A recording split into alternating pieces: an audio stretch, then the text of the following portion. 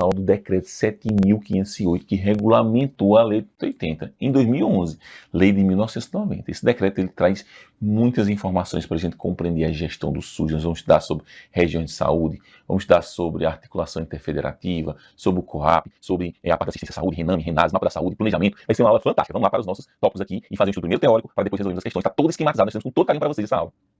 Vamos lá, gente, para o nosso decreto 7.508 de 2011. E nós sabemos que este decreto ele vai regulamentar o quê? Lei 8080. Ou seja, não vai inovar no ordenamento jurídico como uma lei. A hierarquia aqui, gente, é um decreto presidencial, não passou pelo poder legislativo. Ou seja, não tem um caráter legal como uma lei. Então aqui vai só apenas regulamentar a lei 8080, o que significa que vai trazer uma explicação sobre a lei 8080. E isso é importante frisarmos, que esse decreto foi lançado em 2011, 21 anos depois da lei. Olha só, a lei já tinha efetividade, mas o decreto ele veio e trouxe diversos pontos que foram importantes. Foi um processo de amadurecimento do SUS muito importante. Então, e vai dispor sobre o quê, gente, esse decreto? Vamos lá. Organização do SUS. Como é que o SUS vai se organizar? Planejamento da saúde, nós vamos estudar muito sobre o planejamento, mapa da saúde, o planejamento que é ascendente e integrado. Então vai ter toda uma lógica aqui, vai ter uma sessão especial sobre planejamento. A assistência à saúde, que a gente vai estudar sobre RENASE, RENAME, sobre muitas coisas relacionadas com a assistência à saúde e a articulação interfederativa, ou seja, sobre as regiões de saúde, sobre essa composição dos entes federativos, comissões intergestores. Então é isso que o decreto trata. E nós temos aqui, gente, esse conteúdo todo esquematizado para vocês. Mas foi gostoso produzir esse conteúdo. E eu agradeço aqui a equipe, a Patrícia me ajudou bastante nos slides e a gente conseguiu fazer um conteúdo fantástico. Vamos lá. Vamos para o nosso primeiro conteúdo, da parte específica, que é sobre os conceitos. Então, portas de entrada, gente. Quais são as portas de entrada do SUS? Urgência e emergência, atenção primária à saúde, atenção psicossocial e os serviços especiais de acesso aberto. Ou seja, é o primeiro contato da população com o sistema único de saúde. Então, são serviços de atendimento inicial à saúde do usuário no SUS. Professor, se a pessoa sofreu um acidente, se a pessoa teve um infarto, ela não vai para um hospital de grande porte? Sim, mas ela não vai ser atendida lá na UTI inicialmente, ou lá no centro cirúrgico. Ela primeiro passa pelo setor de urgência, ou seja, uma das portas de entrada do SUS. Vamos seguindo aqui, gente. Olha, agora as comissões intergestores. O que são comissões intergestores? Intergestores, entre gestores. Nós temos a gestão do SUS que é compartilhada. Nós temos que o SUS ele trabalha em regiões de saúde, nessa perspectiva de integração entre os entes federativos, os municípios e os municípios dentro de uma região de saúde, as regiões de saúde no estado e o país como um todo integrado na sua saúde. É um sistema muito importante aqui e para isso a gente precisa debater e a gente precisa ter um foro de pactuação, negociação, de organização, que são as comissões intergestores. São instâncias de pactuação consensual entre os entes federativos, não é aquela votação. Gestores querem uma matéria. O ideal é que chegue num consenso ali no ponto em que tenha um acordo. Para definir o que? As regras de gestão compartilhada do SUS. Olha só, gente, regras de gestão compartilhada do SUS, naquela gestão em que a gente tem a articulação interfederativa. E nós temos aqui os serviços especiais de acesso aberto. Serviços especiais de acesso aberto. Já foi tema de prova, inclusive, trazer exemplos como o CEREST, Centro de Referência ao Trabalhador, e o CTA, Centro de Testagem de Apoio Diagnóstico, a ISTs, a prevenção de HIV e AIDS e também ali de todo o acompanhamento. Aí, com base nisso, nós temos algumas condições específicas e a questão laboral. É isso que vai ter o foco dos serviços especiais de acesso aberto. Vamos lá? Serviços de saúde específicos para atender pessoas que, em razão de um agravo ou então de uma situação laboral, que é a questão de um trabalhador, necessita de atendimento especial. Então, isso é um serviço especial de acesso aberto. Nós temos agora o protocolo clínico e as diretrizes terapêuticas. O que são, gente? São documentos. É um documento que estabelece os critérios para o diagnóstico, foco em diagnóstico da doença ou do agravo da saúde, bem como o tratamento preconizado, com medicamentos e demais produtos apropriados quando couber. Então, tudo isso aqui no protocolo clínico e diretriz terapêutica. Documento, e aqui a gente vai aqui destacar o foco. É um documento que está focado em quê? No diagnóstico dos problemas de saúde e no tratamento preconizado, que inclui, inclusive, o quê? Medicamentos e demais produtos que vão ser utilizados para uma determinada situação. Por exemplo, protocolo clínico e diretriz terapêutica de diabetes tipo 1. Lá vai definir todos os exames que são feitos, qual é o tratamento preconizado, que inclui os medicamentos que serão utilizados e, quando for o caso, demais produtos, insumos da área da saúde, demais procedimentos. Então, fechou aqui o nosso conceito sobre protocolo clínico e diretriz terapêutica e está relacionado, gente, aqui, ó, que vai envolver os demais produtos apropriados quando couber, o que, gente? Quando couber as posologias recomendadas, o mecanismo de controle clínico e o acompanhamento e a verificação de quê? Dos resultados terapêuticos a serem seguidos pelos gestores do SUS. Então é um detalhamento, é como se nós tivéssemos aqui um documento extremamente detalhado de toda a conduta que deve ser feita perante diversas situações clínicas, a exemplo que nós falamos do diabetes tipo 1. Então, nós estamos aqui trazendo alguns conceitos que estão no artigo 2º do nosso decreto, sendo que é importante aqui frisar que, como nós temos algumas seções, como regiões de saúde, como portas de entrada e como diversas outras seções, a gente também transferiu alguns conceitos para o local apropriado aqui na aula, tá? Nós temos agora, gente, nos artigos 3 a 14 do nosso decreto, sobre a organização do SUS. E é isso que nós vamos tratar. Que o SUS é constituído por quê? Pela conjugação das ações e serviços, que envolve a atenção à saúde. Olha só, aqui nós temos a atenção à saúde. Desde a promoção, proteção e da recuperação da saúde. E isso será executado pelos entes federativos, de forma direta no SUS, na rede aqui do SUS, ou indireta, que é a participação da comunidade complementar. E nós temos participação da iniciativa privada, gente. Olha só, cuidado. A iniciativa privada de forma complementar, que atua no SUS quando o SUS não tiver ali capacidade de ofertar aquele determinado serviço para aquela população, tiver insuficiência de serviço, ou não existir algum serviço no SUS. E vai ser mediante aqui a participação complementar da iniciativa privada. Essa é forma indireta, tá?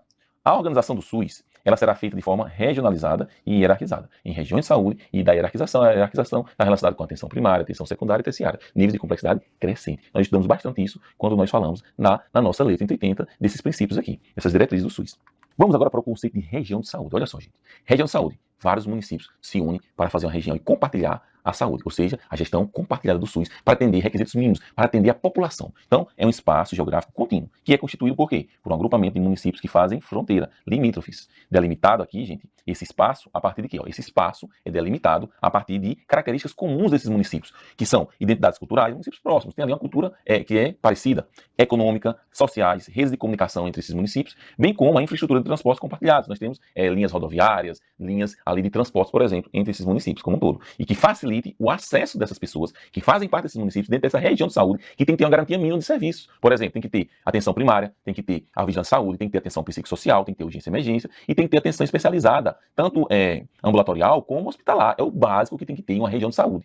E se essa pessoa, professor, está naquela região que tem 5 ou 9 municípios, vai depender da conformação de cada estado, e ela tem uma necessidade de fazer um transplante de medula óssea, e não existe transplante de medula óssea em nenhum daqueles municípios daquela região de saúde, o que fazer? Aí vai ser referenciado para uma outra região de saúde, que vai ser a região de saúde daquele estado, preferencialmente do mesmo estado, em que tem aquele serviço.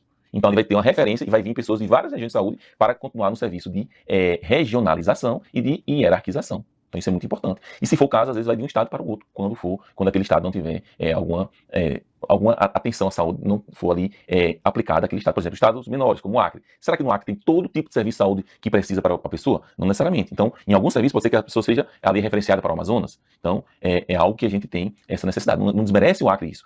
A região de saúde, quando ela não consegue atender uma determinada demanda, não tem um desmerecimento. Porque o SUS não pode ter todos os serviços de complexidade, de alta demanda tecnológica, de alta complexidade tecnológica, de alta densidade, porque seria um desperdício de recursos. Tem que ter a base bem feita e serviços que são muito especializados em alguns centros, em alguns pontos, para atender aquela população e, consequentemente, esse processo de regionalização. Então, a gente entendeu bem aqui sobre as regiões de saúde, ela tem uma finalidade. Qual é a finalidade? É integrar o quê? A gestão compartilhada dos municípios, juntamente com os estados ali, naquele espaço geográfico. Ou seja, finalidade é integrar a organização, o planejamento e a execução das ações de serviço de saúde. Então, é a gestão, quando se fala em organização, planejamento e execução das ações de serviço de saúde. Então, é a finalidade da região de saúde. Com base nisso, você vai ter a leitura desse material. Nós estamos aqui fazendo esses exemplos, trazendo esse contexto todo. Gente, não tem como não compreender o que é uma região de saúde. Olha como facilita a nossa vida. Então, nós temos agora, gente, que as regiões de saúde devem ser instituídas. Olha, tema de prova. Já vi prova colocar que é instituída pelo Ministério da Saúde, outra pelos municípios, outra pelos estados. Então, quem que institui uma região de saúde? Quem cria uma região de saúde? Os estados do Brasil, os estados federados. Em articulação com os municípios envolvidos, gente. Em articulação com os municípios. Lembra disso. Quem institui? Estados. Articulado isso com os municípios. E tem que respeitar as diretrizes gerais pactuadas na CIT. Como assim? O que é que a CIT tem a ver com isso? A CIT ela vai traçar diretrizes gerais de importância nacional que serão seguidas para se instituir uma região de saúde. Não é aleatoriamente, tem alguns requisitos, algumas diretrizes que são pactuadas na Comissão Intergestores tripartita a nível nacional que são seguidas por cada uma das regiões de saúde da sua instituição. Então é isso que está trazendo aqui no artigo 4º do nosso decreto. Veja que a gente colocou aqui os artigos que a gente está tratando aqui no decreto. E nós temos, gente, que poderão ser instituídas regiões de saúde interestaduais. Ou seja, entre municípios de estados diferentes que fazem fronteiras. Nós temos os estados do Brasil em que vários municípios ali são na fronteira entre um estado e outro, né? Então, nós temos que são compostas aqui essas regiões por municípios limítrofes que fazem fronteiras, por um ato conjunto dos respectivos estados em articulação com esses municípios, geralmente na CIB, na CIB, que é a Comissão Intergestores Bipartite de cada um dos estados envolvidos. Por exemplo, nós temos aqui a região interestadual PEBA. Olha só, PEBA, gente. PEBA, Pernambuco, Bahia, na região de Petrolina, no Nordeste brasileiro. Petrolina, o polo aqui dessa região de saúde do lado de Pernambuco, e Juazeiro da Bahia, no lado aqui da Bahia. O que significa isso? Que as regiões de saúde aqui que tem em Petrolina, nessa região, que são vários municípios do Pernambuco, e nós temos regiões de saúde aqui na Bahia, elas formam uma região interestadual, que tem articulação de alguns serviços que são oferecidos, por exemplo, somente em Pernambuco aqui, na cidade de Petrolina, para os municípios das regiões de saúde próximas da Bahia. Então é nesse sentido que nós temos essa articulação. E nós sabemos que a instituição de regiões de saúde, gente, situadas em áreas de fronteira com outros países. Temos diversos municípios que fazem fronteira, com a Argentina, com o Paraguai, por exemplo. Então deve respeitar as normas da CIT? Não, já foi tema de prova. Se tem relação com outro país, tem que respeitar as relações internacionais, ou seja, as normas que regem as relações internacionais nessas situações aqui. E para instituir uma região de saúde, nós temos requisitos mínimos, que eu já até trouxe para vocês aqui anteriormente. Vamos aqui fazer a revisão. Olha, a região de saúde deve conter, no mínimo, quais ações de serviço de saúde? Atenção psicossocial, os CAPs. atenção primária, saúde da família, atenção primária como um todo, urgência e emergência, como a gente já falou, e atenção ambulatorial especializada e hospitalar, tem que ter, ou seja, ambulatorial, especializada e atenção hospitalar. E a vigilância em saúde, que envolve vigilância sanitária e vigilância epidemiológica. Na prova vai vir vigilância em saúde. Então são requisitos mínimos. Eu tenho que ter isso nesses municípios. Em todos eles tem que ter tudo isso? Não, tem que ter na região de saúde. É claro que cada município tem que ter atenção primária funcionando e a vigilância em saúde, isso é básico. Mas não é obrigado que tenha todos esses outros serviços. Na verdade, vai ter na medida do possível, na medida da abrangência. Só que vai ser uma urgência e emergência ali em um município pequeno, mais simples, casos mais leves. Pode ter ali um ambulatório ali e ter uma atenção hospitalar que seja ali mais inicial, para um atendimento mais simples. E tem município que não necessariamente o município precisa ter um hospital, não é obrigatório. Mas essa região de saúde, sim, para ser instituída diversos serviços nesse sentido. Nós temos o seguinte, que a instituição dessas regiões de saúde deve observar um cronograma. Esse cronograma é pactuado nas comissões intergestores, tendo em vista que é o espaço entre os gestores da gestão compartilhada do SUS. Veja que tem um cronograma para se instituir a região de saúde, definido nas comissões intergestores. Já vi em prova colocar que será instituído pelo Ministério da Saúde, pelos estados, pelos municípios. Não, esse cronograma será o que? Pactuado nas comissões intergestores respectivas. E nós temos que as regiões de saúde serão referência para a transferência de recursos entre os entes federativos. O que significa isso? Que a região de saúde ela vai ter ali necessidades. E a partir dessas necessidades, ela pode receber recursos federais, por exemplo, do SUS, para poder sanar, tendo em vista o princípio da equidade, fazer mais onde mais há necessidade, onde há maior necessidade. Então, isso se aplica também para investir mais nas regiões de saúde com o maior déficit de atenção à saúde. Então, é isso. Regiões de saúde serão referência para a transferência de recursos entre os entes federativos. Quanto mais ações essa região de saúde vai ofertar para a população, consequentemente, mais recursos recebe, porque está ali ofertando um serviço e geralmente existe essa pactuação do financiamento tripartite. Ter parte do Ministério da Saúde, que representa a União, da Secretaria Estadual de Saúde e das Secretarias Municipais de Saúde. Então, tudo certo, né, gente? E a rede? O que é uma rede de atenção à saúde? Rede, olha só, muitas pessoas confundem o que é uma região de saúde e o que é uma rede. A região de saúde é por regiões. E a região de saúde nós temos a hierarquização, que isso só vai para a atenção secundária se sua demanda não é resolvida na atenção primária. Você só vai para a atenção terciária se sua demanda não é pertinente para ser resolvida na atenção primária ou atenção secundária. E isso é hierarquizar a rede. E aí quando a gente fala em rede de atenção à saúde, nós vamos lembrar de três princípios diretrizes do SUS. Da regionalização, que essa rede vai estar em uma região de saúde ou em mais de uma delas. Vai lembrar da hierarquização, que vai crescendo, no nível de complexidade crescente no SUS. E vai lembrar que tem a finalidade de atender a necessidade de saúde da população. Quando eu falo atender a necessidade de saúde da população, eu estou falando integralidade. Então é isso. Então a rede é isso, esse conjunto de ações que se articula para atender essa necessidade de garantir a integralidade da assistência à saúde. Então vamos lá. Conjunto de ações e serviços de saúde articulados em níveis de complexidade crescente. Ó. Esse conjunto de ações estão em níveis de complexidade crescente. Com qual finalidade? Garantir a integralidade da assistência à saúde. Essa é a rede. Vamos exemplificar aqui a rede Aline, rede nova, né, do materno infantil. Na rede Aline nós temos vários componentes, como atenção, como o pré-natal de baixo risco, pré-natal de alto risco. Nós vamos ter maternidade, nós vamos ter hospitais da mulher de referência, que vai atender tanto gestantes de alto risco, como também a questão neonatal das crianças que nascem prematuras ou com algum tipo de doença, com algum tipo de patologia. Então, tudo isso, gente, faz parte dessa rede de atenção à saúde, que vai estar em uma região de saúde, todos esses componentes, ou às vezes algum componente mais especializado está em outra região de saúde e essa população é referenciada para ela. Então, isso chama-se rede de atenção à saúde. A pessoa não vai para o pré-natal de alto risco se a demanda dela é resolvida no pré-natal de baixo risco. Ela não precisa ir para um hospital de gestação de alto risco se a gestação dela é de baixo risco. Então é organizar essa rede que a gente tem no SUS. E essas redes de atenção à saúde estarão compreendidas, então, no âmbito de uma região de saúde ou de várias delas, como a gente explicou aqui, em consonância com as diretrizes pactuadas nas comissões intergestores, levando em consideração e respeitando o que foi pactuado nas comissões intergestores. E os entes federativos, gente, vão definir os seguintes elementos em relação às regiões de saúde. O que é que será definido pelos entes federativos? Quando eu falo em entes federativos, envolve os municípios, estados e a União. Então, vai definir seus limites geográficos. A população usuária das ações e dos serviços. Olha só, os limites que serão aqui dos municípios, quais municípios que vão fazer parte dessa região de saúde. E, consequentemente, quando a gente tem isso definido, a gente tem a população usuária das ações e serviços de saúde, que é a população dos municípios relacionados com cada região de saúde. Inclusive, quando uma região de saúde é referência para outra, vai levar em consideração isso para aquele serviço especializado. O rol de ações e serviços que serão ofertados. O que vai ofertar para a população? E as respectivas responsabilidades, critérios de acessibilidade e escala para a conformação do serviço. Ou seja, de cada ente federativo. Vai definir qual é a responsabilidade desse município, do estado, quais são os critérios que vão ser adotados para a acessibilidade das pessoas e a escala para a conformação desse serviço. Com isso, a gente fez um estudo bastante aprofundado sobre a região de saúde, rede de atenção à saúde, e nós sabemos que o acesso à saúde, nós vamos lembrar de dois princípios, universalidade e igualitário. Além disso, ele é ordenado. Então, o acesso universal, igualitário e ordenado às ações e ao serviço de saúde. Então, esse acesso às ações e ao serviço de saúde, que é universal, igualitário e ordenado. Ele se inicia por qual espaço, gente? Pelas portas de entrada do SUS. E vai se completar quando há necessidade na rede regionalizada e hierarquizada. Ou seja, na rede de atenção à saúde como um todo, que ela é regionalizada e hierarquizada, de acordo com a necessidade de atendimento, ou seja, com a complexidade do serviço. Então, de acordo com a necessidade que a pessoa tem, ela vai ser referenciada e vai continuar tendo atenção à saúde para atender sua necessidade. Se vai ser em um ponto de atenção secundária, em um dos pontos de atenção terciária, vai depender da necessidade de saúde daquela pessoa. Então, lembrando, gente, inclusive, que essa nossa aula é importante, mas você não pode deixar de fazer o estudo, ó, pelo nosso conteúdo do Tratado SUS, que é aqui onde você vai ter realmente consolidação, leitura, revisão dos nossos conteúdos. Então, seguindo, gente, e quais são as portas de entrada para as ações de serviço de saúde, nas redes de atenção à saúde? São os serviços de quê? De atenção primária, de urgência e emergência, de atenção psicossocial, os CAPS, e os serviços especiais de acesso aberto, que são atendimentos ali feitos específicos, de acordo com o agravo, ali um determinado agravo específico, especializado, ou então a questão laboral. São apenas essas as portas de entrada do SUS? Não há possibilidade de nenhuma outra porta de entrada do SUS? O que é que nós temos? Pode ser criada, gente. Então, podem ser criadas novas portas de entrada do SUS mediante justificativa que tenha lógica. Nós temos que, mediante justificativa técnica e de acordo com o que foi pactuado nas comissões intergestores, tem que ter justificativa técnica e pactuado nas comissões intergestores. Nesse caso, os entes federativos, como um todo, poderão criar novas portas de entrada, gente. As ações de serviço de saúde, mas para isso tem que considerar o quê? As características das regiões de saúde. Então, se tem justificativa técnica, se foi pactuado nas comissões intergestores, os entes federativos podem criar novas portas se tiver ali uma necessidade, ou seja, uma justificativa técnica. E tem que considerar o quê? As características de cada uma das regiões de saúde. Então, está aqui essa possibilidade. E agora a gente vai fazer o estudo de forma associada, que isso é muito importante. Nós temos, de um lado, os requisitos mínimos para as regiões de saúde, para implementar a região de saúde, e as portas de entrada do SUS. Sendo que nós temos atenção primária, urgência e emergência, atenção psicossocial. Ambos aqui, em ambas as situações, nós temos o quê?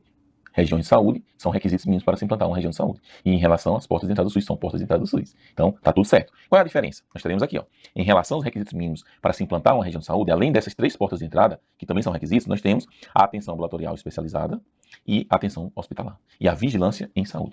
E sobre as portas de entrada, nós temos, além desses, os serviços especiais de acesso aberto. Então, fechou aqui, facilita bastante a nossa compreensão. E nós temos que essas portas de entradas do SUS vão referenciar a população para o quê?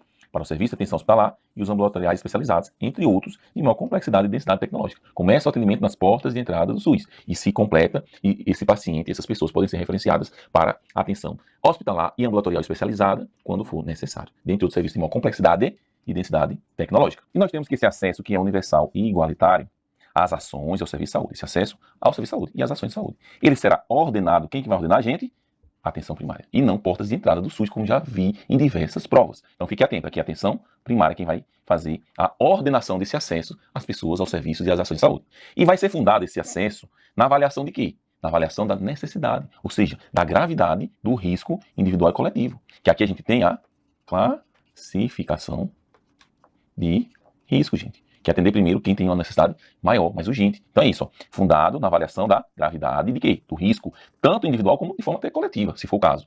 E no critério cronológico. Como assim no critério cronológico? Quem chegou primeiro é atendido primeiro, se tiver na mesma condição clínica. Claro, isso aí é pela ordem de chegada. Mas, se a gente tem uma pessoa em uma situação de uma urgência maior, que sofreu um infarto, por exemplo, vai ser atendida primeiro do que uma pessoa que está apenas ali com alergia e que está há mais tempo esperando. Mas é claro que aqui tem que ser levado em consideração a gravidade individual ou coletiva. E, em segundo plano, o critério cronológico, tá? Veja só, observadas o que? Nesse critério cronológico de atendimento, as especificidades previstas para as pessoas com proteção especial, conforme a legislação vigente. Atender os grupos especiais têm que ter prioridade nesse atendimento do critério cronológico, que são pessoas idosas, gestantes, pessoas com algum tipo de necessidade, pessoas que tenham essa necessidade de atendimento ali mais rápido em relação a outras em um mesmo estado clínico. Tá?